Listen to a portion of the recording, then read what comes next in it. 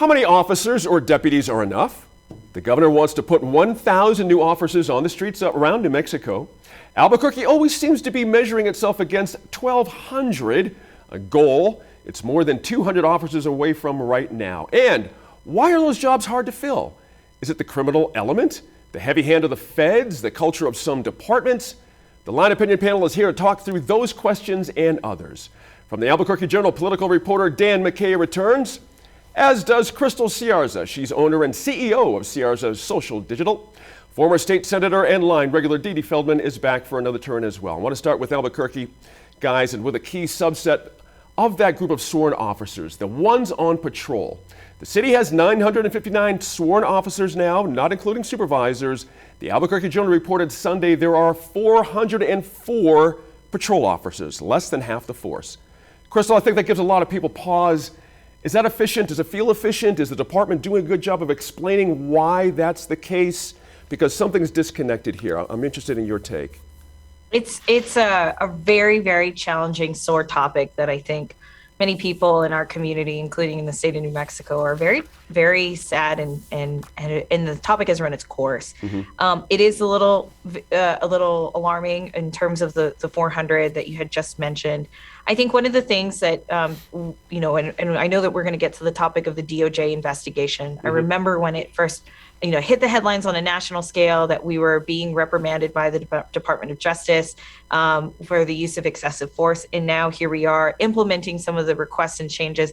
And even Chief Medina had discussed about how cumbersome a lot of these processes and procedures are, mm-hmm. and is accounting for a lot of the departures because of the fact that, he had said himself, and I'm abbreviating his kind of quotation about how the subject itself is cumbersome, and it's almost cumbersome is the best word to kind of describe how he was saying, mm-hmm. but it's absolutely necessary because of the fact that it's a Department of Justice investigation. Mm-hmm. And the microcosm of crime does include, the Department in New Mexico specifically does include, the resignations and terminations, saying that in 2021, as of August 31st, 101 retirements, resignations, and terminations, according to the Albuquerque Journal and the Albuquerque Police Department. Mm-hmm.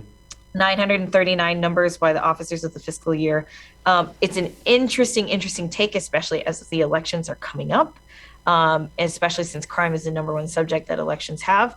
So it's one of those conversations that I know that this is a jam-packed time, and I want to toss it back. Like it's something that's it seems so impossible to solve. Mm-hmm. So. That can be an overriding feeling when things don't improve. Senator, the U.S. Attorney General that Crystal just announced this week that he's rethinking how monitors will and should oversee reform efforts at problem departments like Albuquerque's. Now, there's certainly room for improvement. Everybody knows that. But APD has had some notable misses in its reform. And however much the city is paying for a monitor, it's millions less than what it was paying in civil settlements, Senator, which is about $28 million before this all started. So kind of a long question there, but are we getting our money's worth out of this?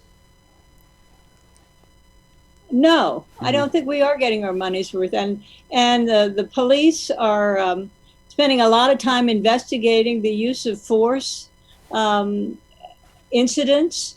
And that takes time away from patrol. That takes time away from the other kinds of preventive activities that the police need to do in order to get a handle on this. Just being visible in neighborhoods, reaching out to people who are victims of a cycle of violence, preventing retaliation for crimes that have already happened. Mm-hmm. But remember,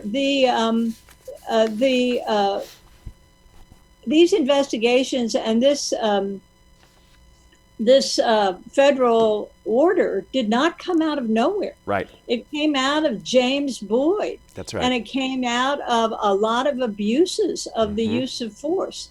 So we can't just, and as you said, there were millions of dollars that the city spent in settling with the victims of police brutality, essentially.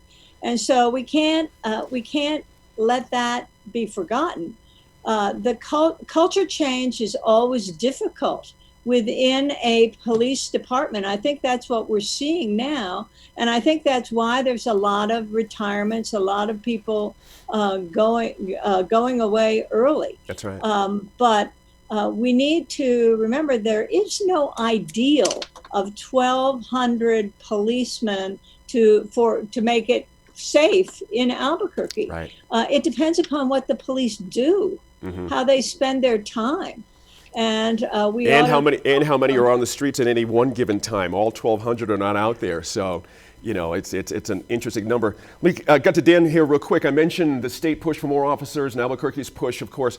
When the Journal, your colleague Elise Kaplan and your other colleague Colleen Heald took a look at staffing on Sunday, they pointed out that during Mayor Marty Chavez's big hiring push, the department took on a number of officers who then became big problems in the use of force cases, as a senator mentioned. Any sense of whether APD has solved that conundrum of keeping standards high while also finding officers that can make the grade?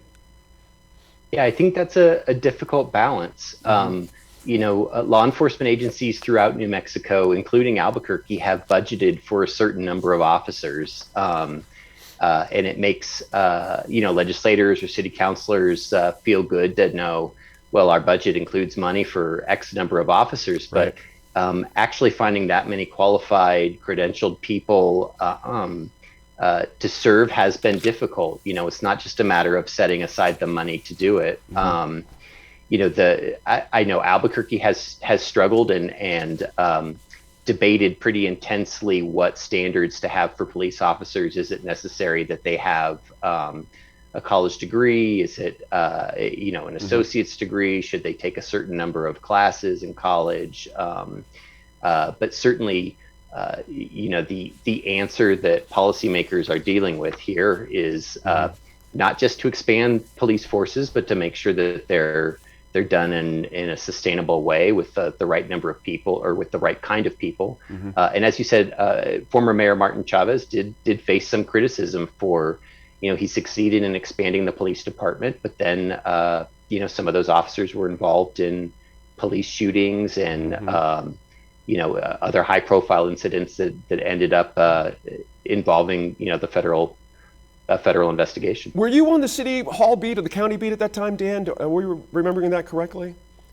Yes. I thought so, yeah. Where does this 1,200 number come from? How is this so, firm and cement now in our consciousness here in Albuquerque? It started with Mayor Marty. What was going on back then that made this 1,200 number so fixated for us? Gangs. Gang violence.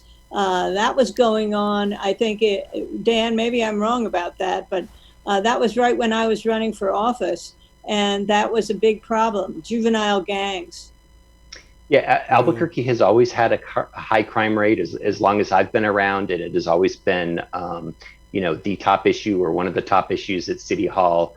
The 1,200 number, there's debate about whether that is about where that number comes from. There have been staffing studies, but also, I think the amount you budget for, I don't necessarily put a lot of, I don't necessarily put a lot of stock in 1,200 as the number that they put in their budget. The really important number to me is the number of officers they actually have employed.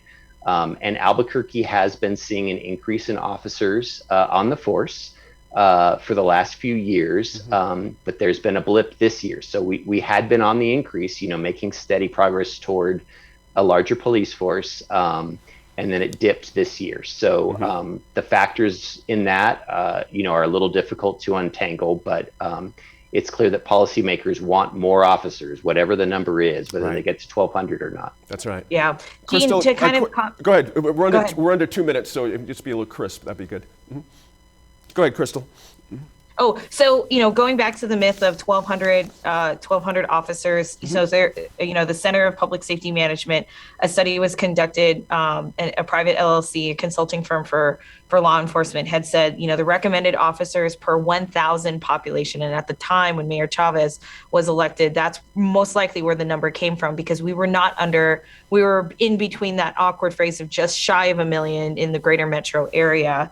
And so I think that's where that 1,200 number came from. I think think one of the things we have to talk about, though, is that this culture shift and culture change, and I want to overemphasize that because the Asian Business Collaborative, where I'm volunteer executive director, we've spoken to ABD several times, and the community policing and really targeting and showing support to various different groups has been such a culture shift that we're not taking into consideration as a part of the shortage as well, because a lot of, for example, they have certain officers that are dealing with the Asian community, Black community, Hispanics, those that are more relatable from officers that could be more relatable to these communities that need assistance in some way, shape, or form.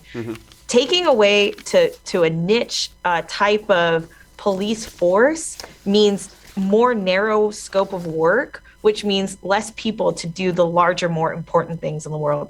We applaud, the Asian community applauds this effort, but at the same time, we understand that the culture has to change in order to make the city feel safer. Good points there.